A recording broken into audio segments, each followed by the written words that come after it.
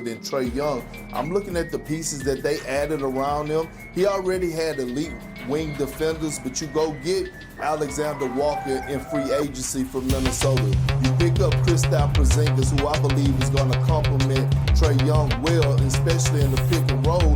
Jaylen Johnson is going to be back. We forget, before Jaylen Johnson got injured, one could argue that he was in the conversation of possibly getting a nod of being in the All-Star game, like being a first-time All-Star. So when I look at this Hawks team that is coached by Quinn Snyder, I'm looking at them to make some real noise and be a real threat in the Eastern Conference this year. I do like the Hawks. I think they have Pacers potential in terms of a team that get hot come playoff time. There's a clear top four in the East with Cavs, Knicks, Hawks. But for me, the third best team is the Orlando Magic. That team to me was derailed by injury. Last year, I thought they were one of the four best teams in the East if they could all be healthy. That offense fell off a cliff in part because of those injuries. But Paolo Banchero is the real deal. This is all NBA talent. He's coming off of averaging 29 points against the Boston Celtics in the first round, gave Tatum and Brown all that they can handle. I think adding Desmond Bane to that offense and the defense they already have, if they can get that offense humming, I think they are a clear third team in the East. Yeah, look, the East is wide open and plenty of storylines. I see Perk doing a little side-by-side right there. There's a lot happening in the East as we go into this season. Bobby, thanks so much for the insight and joining the conversation as well. And we're talking about the East this hour. I met her in New York on draft night, and I bump into her and like literally bump in like straight out of a movie, and we start talking and chatting. And then, you know, as the night progresses, we're having a good time. We're talking, getting to know each other. And I'm like, you know, let's get out of here. Like, let's go get some pizza or something. She's like, okay, let's go. And as soon as I got in the Uber and the loud music and the lights stopped going, I realized, oh, wow, like, I can't go get a pizza. I need to go home. So she ends up taking me to my hotel, and I make a beeline straight to the bathroom. And you guys can put the story together from there. I ended up dying. I'm laying on the floor. Like, it was a good night. I had a great time. But that's how we ended up the first time we met. So Justin ended up getting her number. He's like, she's like, I gotta leave. Like, I don't know who this guy is. Like, thanks, but no thanks. I'm like, all right, cool. Perk, I gotta bring it to you. That's a heck of a story. And I know your draft night story was not like that because you have a lovely wife of, you know, however many years. It wasn't like that, but look, to each his own. But one thing he did realize that since he went to the bathroom and he was dying, and she actually stood there and still embraced him after smelling all that, then she was a keeper. Look, she said, I'ma stick beside him, okay? Next up, we got Jimmy Butler. He's amongst the many NBA stars touring China this summer. Now, if Steph and Jimmy are the new Batman and Robin, what does that make Draymond? Jimmy, explain it. I'm on my way to being great, man. Robin, he gonna Robin the out of this shit. Batman gonna do his job. Draymond is the Batmobile, you know. He's like the one that gotta get us where we need to go. He do a little bit of everything. Shoot them things. Somebody shooting at us, he rolling over, protecting us, you know what I'm saying? Who else we got? I don't know. Golden State, though, we on the way. We on the way, I'll tell you that. Look, explaining it the only way that Jimmy Butler can explain it. However, David, is this the right analogy, though? Look, I mean, I know I don't look like it, but I can be kind of a nerd sometimes. And Jimmy Butler just needs to step his Batman lore up right now. There's like 4 Robins. There's Nightwing. There's the Red Hood. There's Azrael. There's so many other Batman characters that you can pull from. You ain't got to go to the Batmobile. Jimmy Butler, we can send you some Batman comic books to help you step it up so you can get some more analogies for more of these players. The Batmobile just isn't going to cut it. You can't call a human being the Batmobile. I was just about to say you can search for some more characters, but hey, do what you want. Today is the 1-year anniversary of KD becoming the all-time leading scorer for Team USA at the Paris Olympics. As for the upcoming LA Olympics in 2028, check out what our teammate Richard Jefferson said on Road Trippin'. The U.S. will not win gold in Los Angeles, California. Boom. I'm sorry, say what? Hold on now. What did you say? Wait. First of all, Are you just trying to piss people off? I'm not trying to piss people off. Did you see it took a Herculean effort for us? It took our greatest basketball players for us to beat a team that had one All-Star in Serbia and had no All-Stars in France. Look, I'm sorry, what did you say? We're still 3 years away. However, Perk, what kind of chances are you giving Team USA to take gold in 2028? know it makes my damn skin crawl to have to agree with Richard Jefferson, right? And I agree with him. I give him a 50% chance. I'm not going to disrespect them and say that they don't have a shot, because we do have some great young athletes on the rise. But I will say this. If I was a betting man, I wouldn't bet my money on that, because they're going to be missing a LeBron James. They're going to be missing the all-time leading scorer in the Kevin Durant and the Steph Curry. And Richard was right.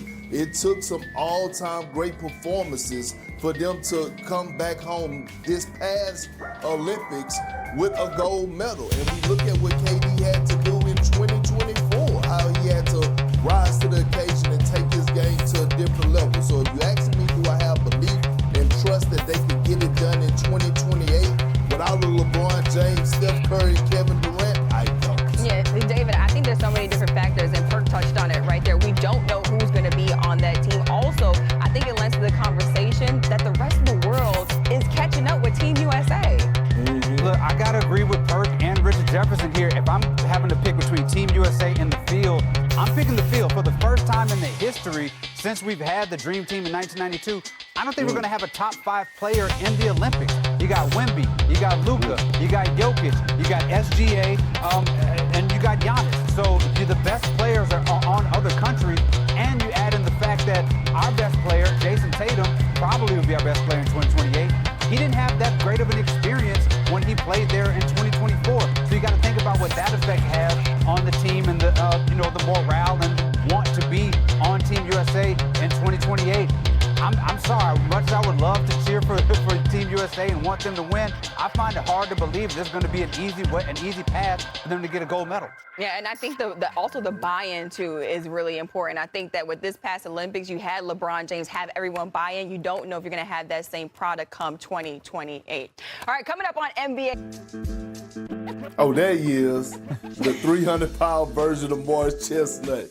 And it's time. Anytime it's a big week or an NBA week, damn it, it calls for a big list. And today I'm coming with Big Perk's big list of best defenders, top current defensive players. Excuse me, Amina, I know it's your first time, David, you've been here before. I have one rule. You will bring the energy that is needed for this segment, otherwise this will be your last time on this segment. Not threatening me, hold on. Coming in at number 5, all right? Put it up there. Bam! That's right. Luke Dort. Luke Dort. Straight silverback. The Canadian silverback at that. Defensive tackle, linebacker, whatever you want to call him, a pest. The opponents hate to see him coming because of the physicality. Screeners hate to screen him because they can't. He's going to go through you or he's going to fight over screens. A key reason why the Oklahoma City Thunder won the NBA championship this year, because he addressed the problem of perimeter defense. Coming in at number 4, this is going to ruffle some feathers here, but damn it, it's my list. Bam! Put it up there. Victor Wembanyama.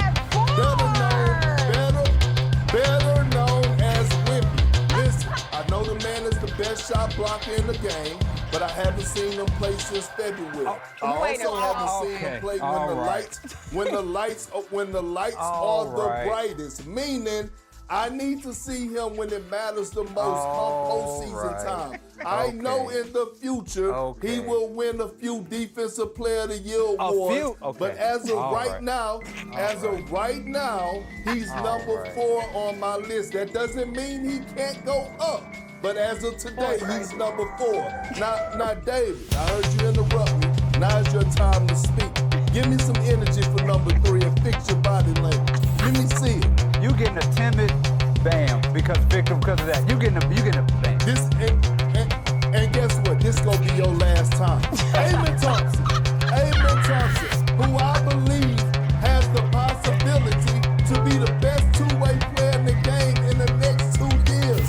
A defensive test, one of 2 players to go out and get 85 steals and 85 blocks last season. And guess what? Draymond Green had high praise of this young man after having to battle him in a 7-game series last postseason. Okay, coming in at number 2. Amina, where you at, girl? I need your energy right here for this. Bring it.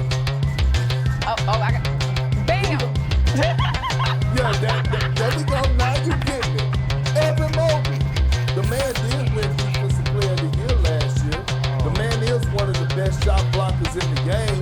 The man can do it all when it comes down to what he brings defensively at 7 foot. Forget just blocking shots. He can switch 1 through 5. The Cavs had one of the best defensive teams in the league because of that anchor in Evan Mobley, who haven't scratched the surface of his prime yet. Coming in at number 1, saving the best for last. I don't give a damn what nobody have to say. He showed me why he should be number 1. Put it up there. Bam! Oh, boy, we flipping the table. We flipping tables up in here. Wait a minute. Flip the table on yourself. Damn it, the eye test doesn't lie. What I saw, what he did in the postseason, in a crucial game 7, guarding Jokic, who, David, you said is the best player in the world, and locking him up. When you talk about a defensive specialist that could go out there and cause havoc in the game with 4 or 5 steals, was the key reason, outside of what SGA and J-Dub bought and Chet Holmgren, when you talk about franchise guys, on why OKC is going to be raising a banner this upcoming season. Again, Amina, this is not your list. You did an excellent job. You're welcome back. David, you interrupted me. You're not welcome back. But this is Big Perk's big list of top current defensive players. Look, if you could just see the facial expressions, that would tell the whole story. I want to go back to when you said Wemby at number 4. This was David in studio. He started crumpling up the paper. He started moving around his seat. I mean, David, I understand though, because Wemby at 4, Perk, you did say, he's like, yeah, he's one of the best defenders, but I'm gonna put him at 4 because I need to see him next season. Wemby played about 25 fewer games than Evan Mobley and had 60 more blocks than the man. He got more blocks than anybody else after playing 40. They are going to name the Defensive Player of the Year award after Victor Wembanyama in about 10 years. He is going to win. If you ain't won the Defensive